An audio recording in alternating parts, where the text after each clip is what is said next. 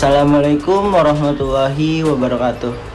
Perkenalkan, nama saya Ilham Gifaridandi dari program studi Bimbingan Konseling Fakultas Keguruan dan Ilmu Pendidikan Universitas Muhammadiyah Profesor Dr. Hamka.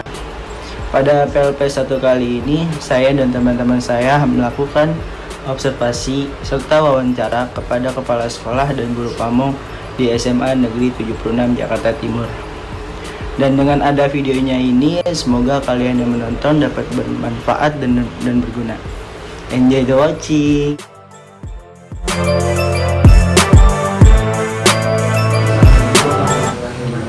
Waalaikumsalam warahmatullahi wabarakatuh. Sebelumnya saya terima kasih Ibu sudah bersedia untuk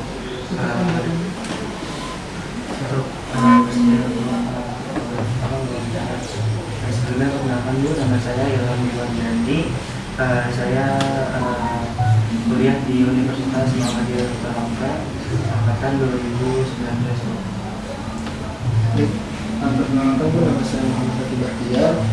Saya dari Universitas Muhammadiyah Profesor Dr. Hamka, jurusan program studi Bimbingan Konseling angkatan tahun 2019. Kenapa nama saya Yusuf?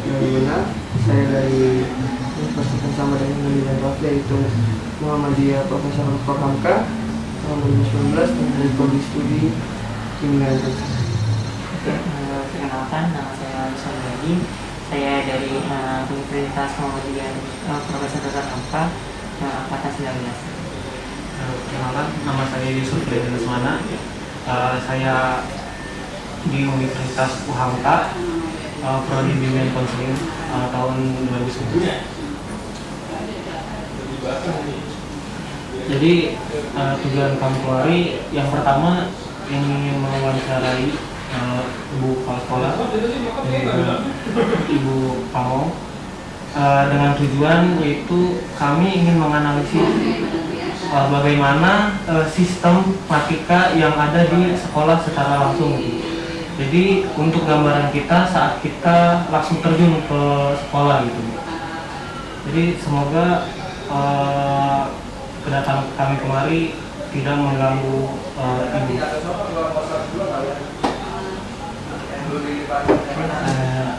Mungkin untuk pertanyaan yang pertama ini karakteristik kepala sekolah ya Bu. Yang pertama itu bagaimana sih karakteristik yang seharusnya melekat pada peserta didik di SMA 76? Karakteristik yang seharusnya melekat pada peserta didik tentunya karakteristik PPK. PPK peningkatan pembinaan karakter. Jadi kita melakukan pembinaan karakter kepada peserta didik. Nah, ini karakter apa saja? Ya tentunya karakter-karakter yang baik, misalnya sopan santun, kemudian bertanggung jawab, dan lain sebagainya. Ibu, selanjutnya apa saja sih kegiatan yang dapat dilakukan dalam melakukan pembangunan karakter peserta didik di SMA Negeri 76? Untuk membangun karakter ini dari guru masing-masing juga saat pembelajaran sudah di dalam perangkat pembelajarannya sudah memasukkan karakter di dalam pembelajarannya. Jadi itu sudah mulai dibangun dari dalam kelas oleh Bapak Ibu guru pengajar di kelas.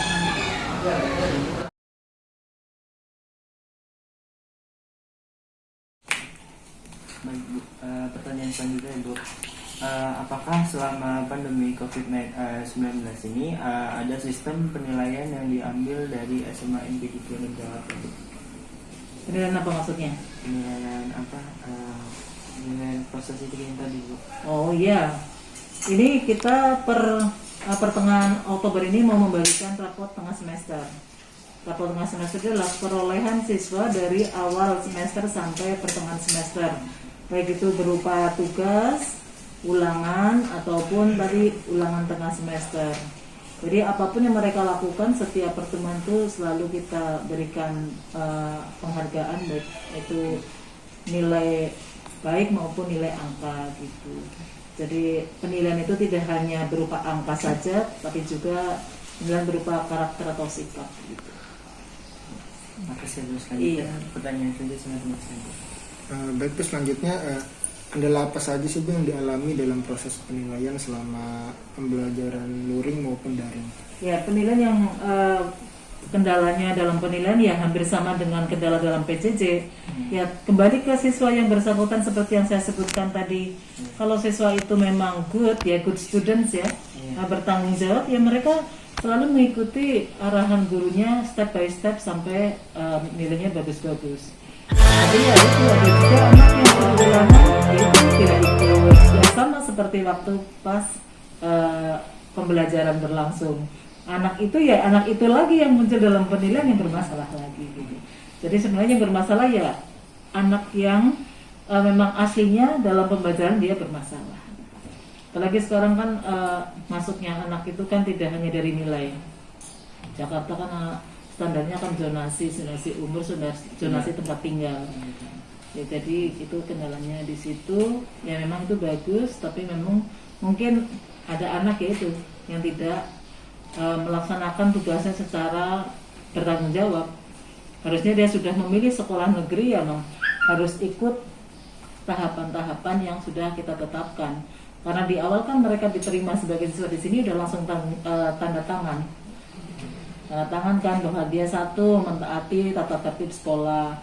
Di dalam tata tertib kan tidak hanya perilaku aja, termasuk ada pembelajaran di dalamnya. Jadi ini mereka yang tidak terbiasa mengikuti aturan di sekolah negeri ya mungkin agak kewalahan. Yang saya sebutkan siswa bermasalah tadi. Baik Bu, yang terakhir ya Bu. Bagaimana cara pendidik memotivasi kepada peserta didik dalam pembelajaran luring maupun daring?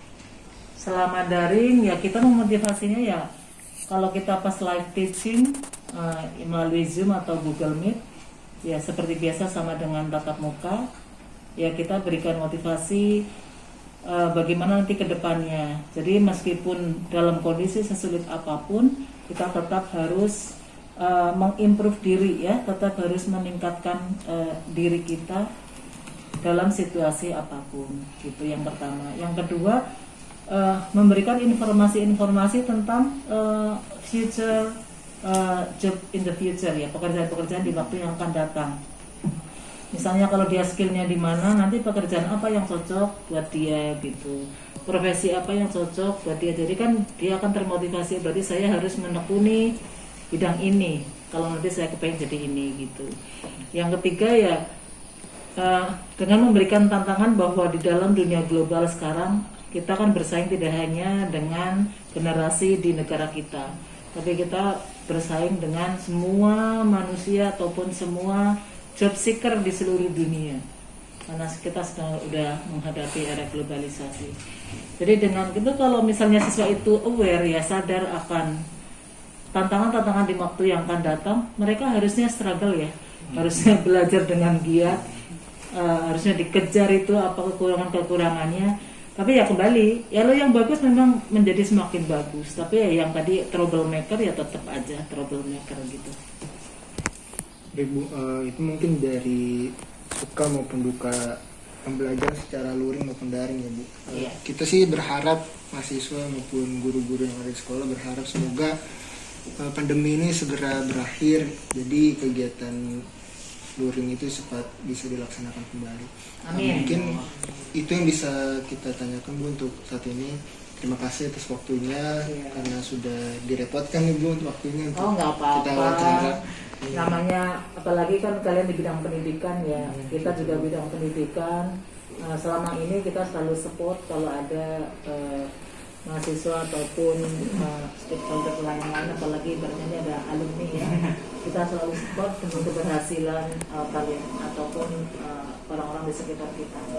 Jadi kita lebih bahagia kalau alumni datang ke sini dengan menceritakan kebahagiaan atau kesuksesannya dibandingkan alumni datang ke sini dengan menceritakan berbagai macam kegagalannya. Itu intinya begitu. Kita guru tetap menjadi guru, tapi kalau alumninya sukses kita bahagia. Itu aja. Bu, mungkin itu saja. Iya. Kurang lebihnya mohon maaf dari kami. Assalamualaikum warahmatullahi wabarakatuh. Waalaikumsalam warahmatullahi wabarakatuh.